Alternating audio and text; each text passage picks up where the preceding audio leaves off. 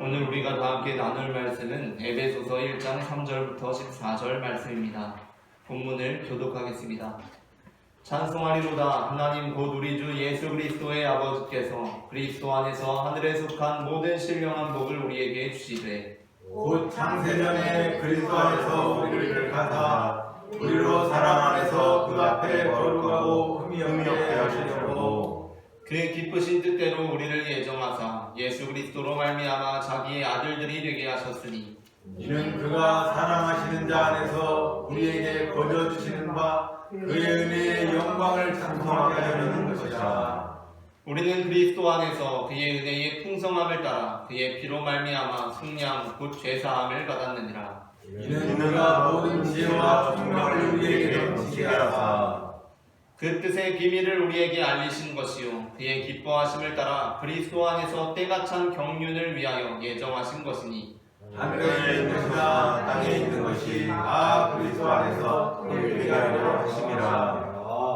모든 일을 그의 뜻의 결정대로 일하시는 이의 계획을 따라 우리가 예정을 입어 그 안에서 기업이 되었으니 이는 우리가 그리스도 안에서 전부터 바라던 그의 영광의 찬송이 되게 하심이라.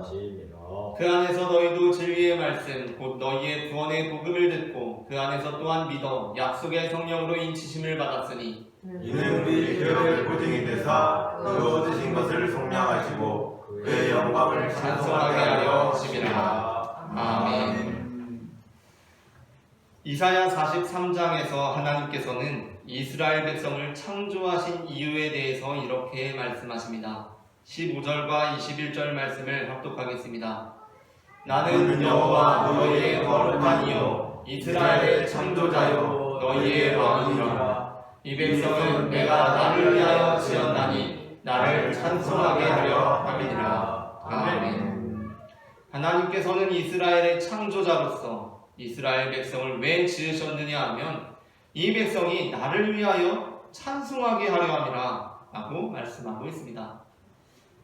그렇다 보니 어떤 사람들은 이러한 하나님의 말씀을 불쾌하게 여기면서 우리가 하나님을 기분 좋게 하는 기쁨조냐 우리가 하나님의 영광을 위한 수단이냐 라고 불평합니다. 하지만 하나님께서 우리로 하여금 하나님을 찬송하게 하기 위하여 지었다는 것은 우리를 하나님 자신의 영광만을 위한 수단으로 창조하셨다는 것을 의미하는 것이 아닙니다. 길동이가 오래 사귄 여자친구에게 프러포즈를 하고 나서 이렇게 말했습니다. 이제 당신은 항상 내 앞에서 콧노래를 부르게 될 거야 라고 말했습니다. 그렇다면 이 말은 당신은 이제 결혼하면 항상 내 앞에서 콧노래를 불러서 내 귀를 즐겁게 해줘야 돼.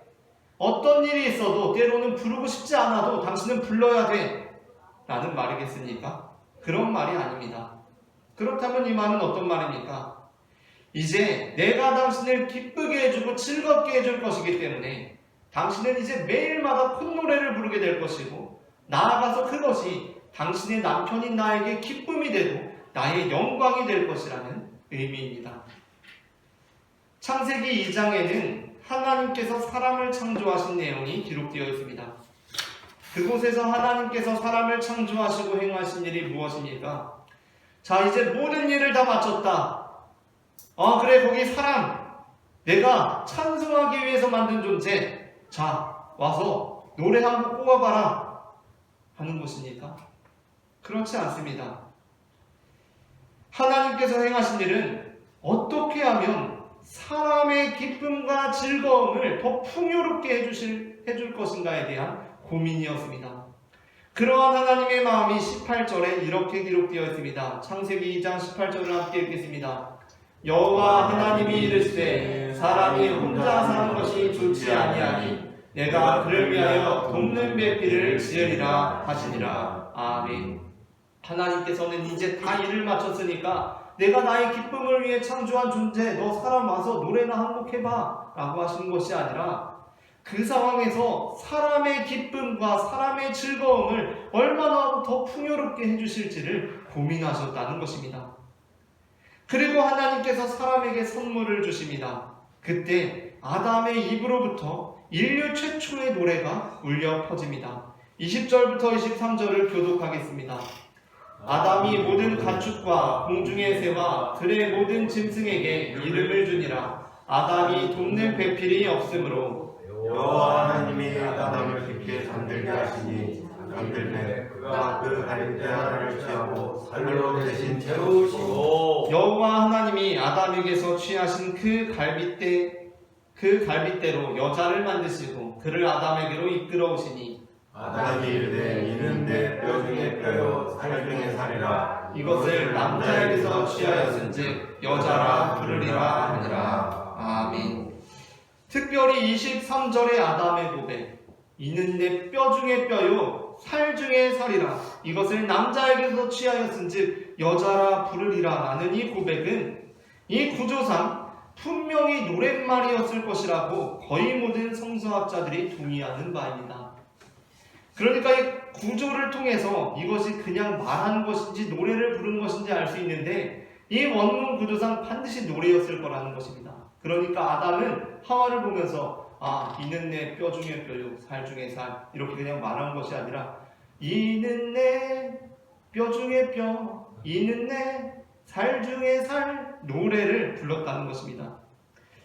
이처럼 하나님께서는 우리를 찬송하는 존재로 지으시고 야 그래 거기 내가 나를 위해서 찬송하게 하기 위해서 지은 존재 야 와서 찬송 좀 해봐 나 좀 기분 좋게 해줘봐 라고 하지 않으십니다. 하나님께서는 우리를 찬송하는 존재로 지으시고 우리로 하여금 너무나 기쁘고 즐거워서 우리의 입에서 찬송이 터져나오게 하시는 분이십니다. 그 하나님께서는 아담에게 하와를 이끌어와 찬송케 하셨던 것처럼 계속해서 우리로 하여금 찬송할 만한 일들을 행해 오셨습니다. 오늘 우리는 찬송하리로다 하나님 아버지라는 제목의 설교를 나눕니다. 제가 설교 제목을 선창하며 우창하는 식으로 3번 읽어보겠습니다. 찬송하리로다 하나님 아버지, 찬송하리로다 하나님 아버지, 찬송하리로다 하나님 아버지, 찬송하리로다 하나님 아버지, 찬송하리로다 하나님 아버지, 찬송하리로다 하나님 아버지. 오늘 우리는 찬송하리로다 하나님 아버지라는 제목으로 말씀을 나눕니다. 전해지는 말씀을 통하여서 하나님께서 우리로 하여금 찬송하게 하기 위하여 행하신 일들을 알아보고 주님께서 우리를 지으시고 부르신 목적에 합당한 찬송을 올려드리는 우리 모두가 되기를 소망합니다. 아멘. 그렇다면 하나님께서 우리로 하여금 찬송하게 하기 위하여 행하신 일은 무엇입니까? 첫째, 함께 읽겠습니다. 첫째, 우리로 하여금 하나님의 아들들이 되게 하시는 것입니다. 에베소서 1장 3절부터 6절 말씀을 함께 읽겠습니다. 찬송하리로다 하나님 곧 우리 주 예수 그리스도의 아버지께서 그리스도 안에서 하늘에 속한 모든 신령한 복을 우리에게 주시되 곧 창세전에 그리스도 안에서 우리를 택하사 우리로 사랑 안에서 거룩하고 흠이 없게 하시려고 그 기쁘신 뜻대로 우리를 예정하사 예수 그리스도로 말미암아 자기의 아들들이 되게 하셨으니 이는 그가 사랑하시는 자 안에서 우리에게 거저 주시는 바 그의 은혜의 영광을 찬송하게 하려는 것이라. 아멘. 에베소서 1장 3절부터 6절 본문은 하나님께서 우리로 하여금 그의 은혜의 영광을 찬송하게 하기 위하여 우리로 하여금 그의 아들들이 되게 하셨다라고 말씀하십니다. 사도행전 16장에서 바울과 실라는 복음을 전하는 중에 감옥에 갇히는 어려움을 당하게 됩니다. 그런데 그들이 그 감옥에서 했던 일이 무엇입니까? 바로 하나님을 찬송하는 것이었습니다. 사도행전 16장 19절부터 25절을 한 절씩 교독하겠습니다. 여종의 주인들은 자기 수익의 소망이 끊어진 것을 보고 바울과 실라를 붙잡아 장터로 관리들에게 끌어갔다가 상관들 앞에 데리고 가서 말하되 이 사람들이 유대인인데 우리 솔신이 일어나게 하여 로마 사람이 우리가 받지도 못하고 행하지도 못할 풍속을 전한다 하거늘 우리가 일제히 일어나 말하니 상관들이 옷을 찢어 벗기고 매로 치라하여 만일 친호에 옥에 가두고 간수에게 명하여 든든히 지키라 하니 그가 이러한 명령을 받아 그들을 깊은 곳에 가두고 그 발을 사고에 든든히 찢었니. 함께 읽겠습니다. 한밤중에 바울과 실라가 기도하고 하나님을 찬송하며 죄수들이 듣더라. 아멘. 바울과 실라가 복음을 전하다 어려움을 당하게 됩니다. 매를 맞고 감옥에 갇히게 됩니다. 그런데 이들이 했던 일이 무엇입니까? 바로 하나님을 찬송한 것이었습니다. 그렇다면 바울과 실라는 어떻게 그러한 박해 가운데서도 찬송할 수 있었던 것입니까? 그 이유는 그들의 심령 가운데 그들을 하나님의 아들로 삼으신 그 기쁨과 감격이 임재하고 있었기 때문이었습니다. 오늘 우리의 삶 역시 마찬가지입니다. 오늘 우리도 마치 바울과 실라가 감옥에 갇히는 것처럼 어려운 상황을 맞이할 수 있습니다. 그러나 그럼에도 불구하고 우리의 심령 가운데에는 주님께서 우리를 자녀로 삼아주신 기쁨과 감격이 있으며 그렇기에 우리의 입술에서는 주님을 향한 찬송이 터져 나오는 것입니다. 요한복음 1장 1절부터 5절은 이렇게 말씀합니다. 본문을 교독하겠습니다. 태초에 말씀이 계시니라. 이 말씀이 하나님과 함께 계셨으니 이 말씀은 곧 하나님이시니라. 그가 태초에 하나님과 함께 계셨고 만물이 그로 말미암아 지은 바 되었으니 지은 것이 하나도 그가 없이는 된 것이 없느니라. 그 안에 생명이 있었으니 이 생명은 사람들의 빛이라. 함께 읽겠습니다. 빛이 어둠에 비치되 어둠이 깨닫지 못하더라. 아멘. 우리는 본래 어둠이었습니다. 그래서 예수님이 하나님의 아들이신지 알지 못했습니다. 그러나 5절에 빛이 어둠에 비치되 어둠이 깨닫지 못하더라 라는 말씀은 1차적으로는 빛이 어둠에 비쳤는데도 불구하고 어둠들은 깨닫지 못했다라는 의미를 포함하고 있지만 또한 중의적으로 빛이 어둠에 비치되 어둠이 이기지 못하더라 라는 의미를 가지고 있습니다. 두 가지 의미를 동시에 가지고 있는 것입니다. 그렇게 빛이 어둠에 비치면 어둠이 이기지 못하고 빛으로 환해지는 것처럼 우리는 어둠의 자녀에서 빛의 자녀로 변화된 것입니다. 9절부터 14절 말씀을 교독하겠습니다. 참 빛 곧 세상에 와서 각 사람에게 비추는 빛이 있었나니 그가 세상에 계셨으며 세상은 그로 말미암아 지은 바 되었으며 세상이 그를 알지 못하였고 자기 땅에 오매 자기 백성이 영접하지 아니하였으나 영접합니다. 곧 그 이름을 믿는 자에게는 하나님의 자녀가 되는 권세를 주셨으니 이는 혈통으로나 육정으로나 사람의 뜻으로 나지 아니하고 오직 하나님께로부터 난 자들이니라. 말씀이 육신이 되어 우리 가운데 거하시매 우리가 그의 영광을 보니 아버지의 독생자의 영광이요 은혜와 진리가 충만하더라. 아멘. 우리는 본래 어둠이었는데 우리는 예수 그리스도를 통하여 하나님 아버지를 보게 되었고 그분을 통하여서 가득한 은혜와 진리가 충만함을 통해 주님께 영광을 올려드림으로 우리는 빛의 자녀들, 하나님의 아들들이 되었습니다. 그러므로 에베소서 5장 6절부터 8절은 이렇게 말씀합니다. 본문을 다시 교독하겠습니다. 누구든지 헛된 말로 너희를 속이지 못하게 하라. 이로 말미암아 하나님의 진노가 불순종의 아들들에게 임하나니 그러므로 그들과 함께하는 자가 되지 말라. 함께 읽겠습니다. 너희가 전에는 어둠이더니 이제는 주 안에서 빛이라. 빛의 자녀들처럼 행하라. 아멘. 다음으로 둘째, 하나님께서 우리로 하여금 우리의 입술에서 찬송이 터져 나오도록 하신 사건, 그 둘째를 함께 읽겠습니다. 둘째, 우리를 자신의 기업으로 삼으신 것입니다. 에베소서 1장 11절부터 12절 말씀을 합독하겠습니다.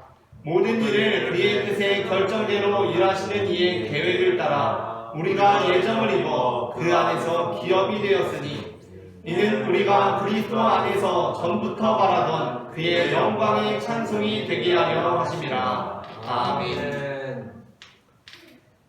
하나님께서는 우리로 하여금 그분의 찬송을 부르게 하기 위하여 우리가 주님 안에서 기업이 되게 하셨습니다. 우리를 기업으로 삼으셨다라는 것이 어떠한 말씀입니까? 신명기 31장 30절부터 32장 44절에는 모세의 노래가 기록되어 있습니다. 모세가 찬양을 불렀습니다. 그곳에서 모세는 여호와의 분깃에 관하여 이렇게 찬송합니다. 신명기 31장 30절부터 32장 1절 그리고 9절을 합독하겠습니다. 그리고 모세가 이스라엘 총회에 이 노래의 말씀을 끝까지 읽어드리니라. 하늘이여 귀를 기울이라. 내가 말하리라. 땅은 내 입의 말을 들을지어다. 여호와의 분깃은 자기 백성이라 야곱은 그가 택하신 기업이로다. 아멘. 모세는 지금 이 말씀을 그냥 선포하고 있는 것이 아니라 아담이 하와를 맞이하며 노래를 불렀던 것처럼 이스라엘 백성들을 향해서 여호와 하나님께 영광을 올려드리는 찬송 노래를 부르고 있습니다. 그곳에서 모세가 어떻게 말씀합니까? 여호와의 분깃은 자기 백성이라 야곱은 그가 택하신 기업이로다 라고 말씀하고 있습니다. 즉 하나님께서 우리를 자신의 기업으로 삼으셨다는 것은 하나님께서 우리를 자신의 백성, 자신의 소유로 삼으셨다는 것을 의미합니다. 예수님께서는 십자가에서 완전한 고통을 당하셨습니다. 그런데 그곳에서 예수님께서 아무것도 하실 수 없었고 아무것도 행하지 않으셨지만 예수님께서 행하신 유일한 일이 있습니다.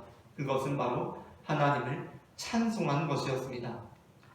마태복음 27장 46절 말씀을 함께 읽겠습니다.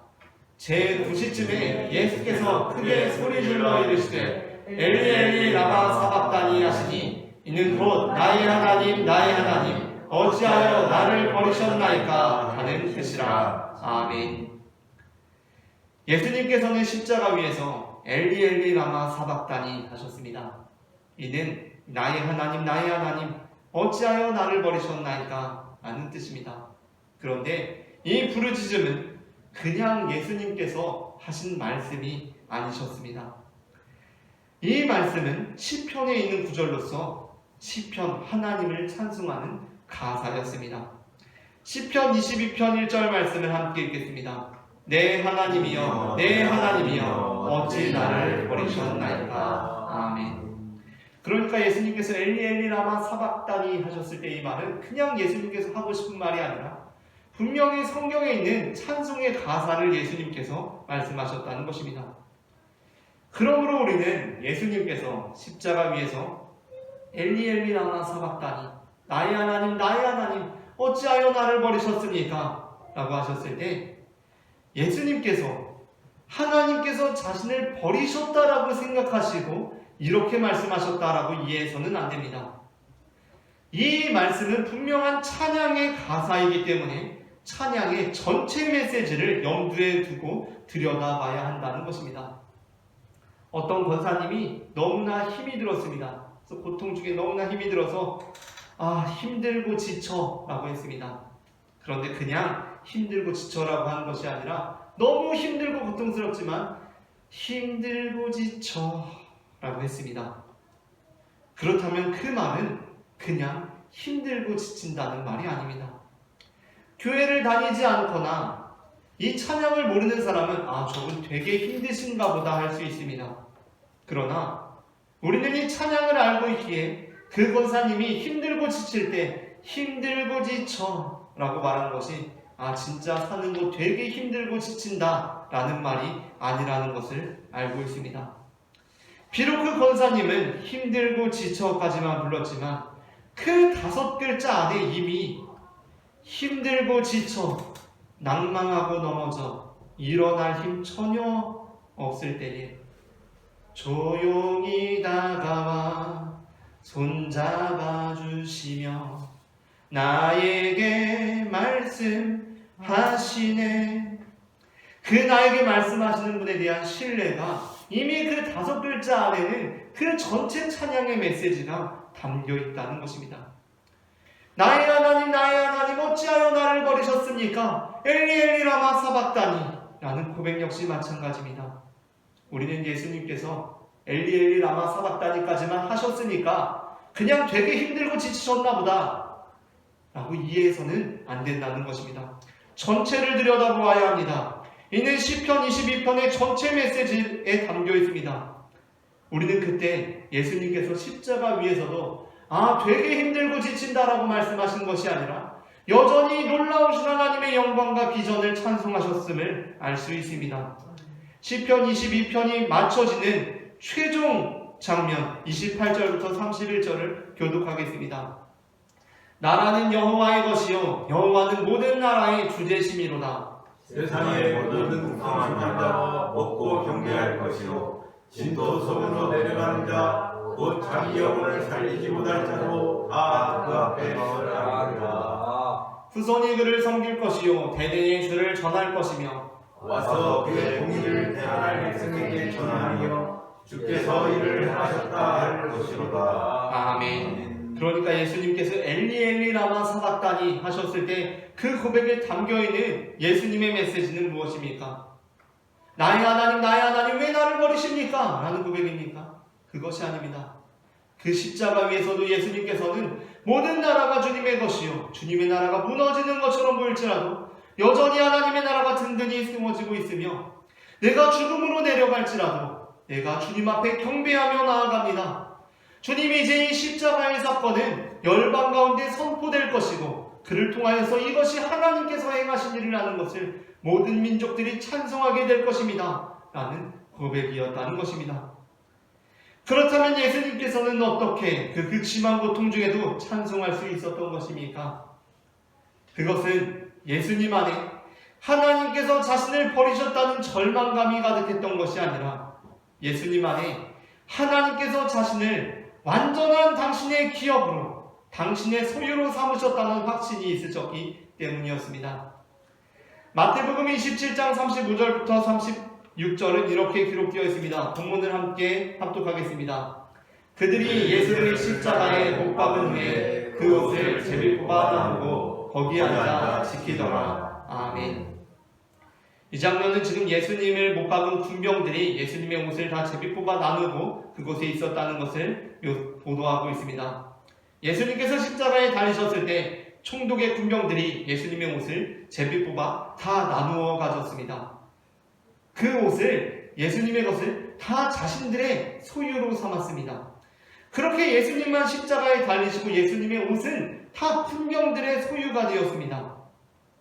이 장면은 인간적인 눈으로 볼 때 예수님은 완전히 군병들의 손에 넘겨져 군병들의 뜻대로 십자가에 달리는 것처럼 보일지라도 그들의 소유가 되지 않은 예수님께서는 완전한 하나님의 소유이심을 나타내는 장면입니다.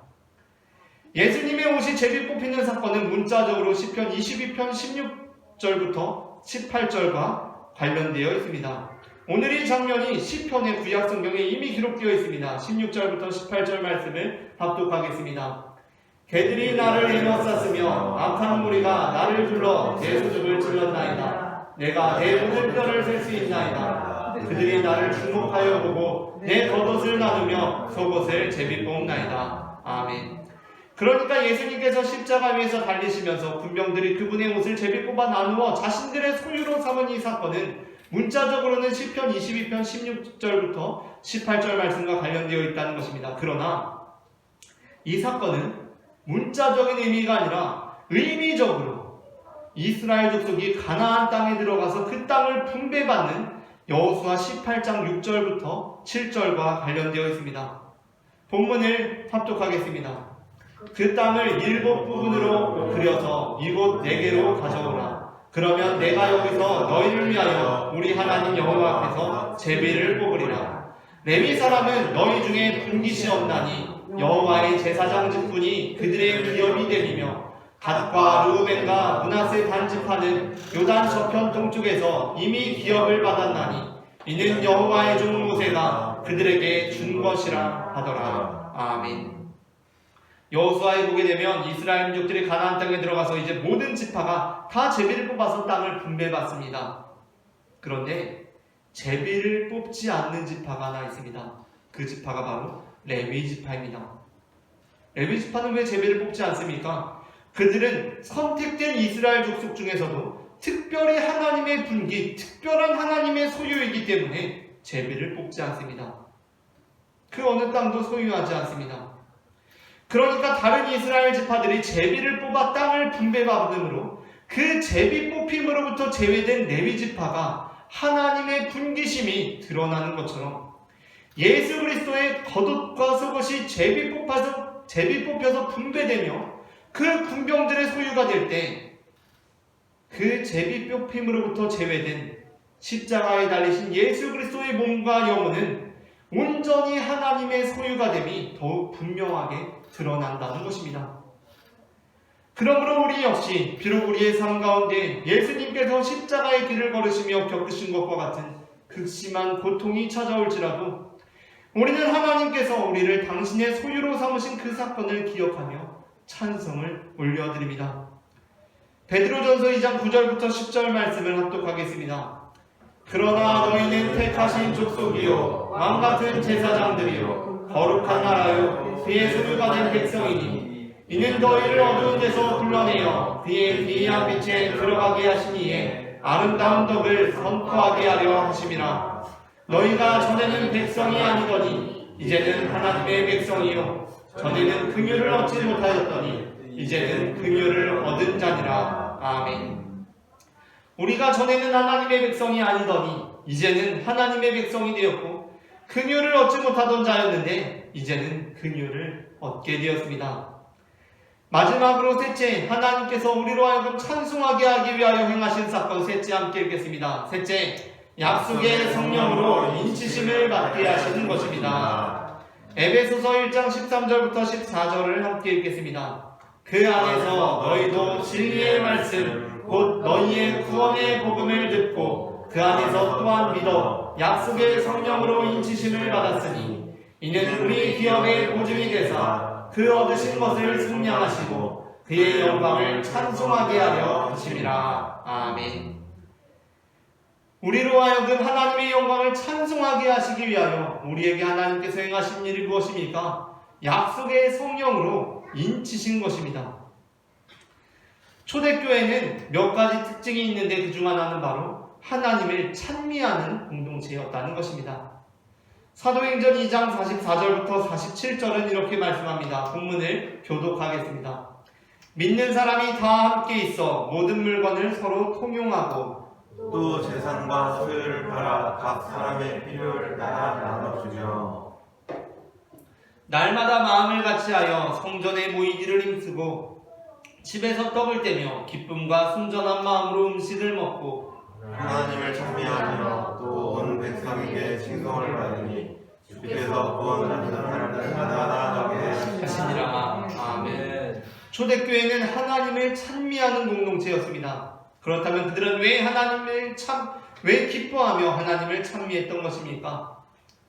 예수님의 승천으로 그들 스스로가 버림받은 존재인 줄로 알았는데 예수님께서 약속하신 성령님께서 정말 오심으로 그들이 고아가 아니라는 확증을 얻게 되었기 때문이었습니다. 요한복음 14장 16절부터 18절과 이어서 사도행전 2장 1절부터 4절을 한 절씩 교독하겠습니다. 내가 아버지께 구하겠으니 그가 또 다른 보혜사를 너희에게 주사 영원토록 너희와 함께 있게 하리니 그는 진리의 영이라 세상 등이 그를 받지 못하나니 이는 그를 보지도 못하고 알지도 못하리라. 그러나 너희는 그를 아니 그는 너희와 함께 거하시며 또 너희 속에 계시겠으리라. 내가 너희를 고아와 같이 버려두지 아니하고 너희에게로 오리라. 오순절날인 이름에 그들이 다 같이 한 곳에 모였더니 호련히 하늘로부터 급하고 강한 바람 같은 소리가 있어 그들이 앉은 온 집에 가득하며 마치 불의 혀처럼 갈라지는 것들이 그들에게 보여 각 사람에게 하나씩 임하여 있더니 그들이 다 성령의 충만함을 받고 성령이 말하게 하심을 따라 다른 언어들로 말하기를 시작하니라. 아멘. 초대교회는 예수님께서 떠나심으로 고아처럼 되었습니다. 보호자를 잃었습니다. 그런데 예수님께서 그 약속하신 성령님께서 임하심으로 그들은 다시 자신들과 함께 하시는 하나님의 현존을 경험할 수 있었고 그것이 그들로 하여금 찬송하게 하였습니다.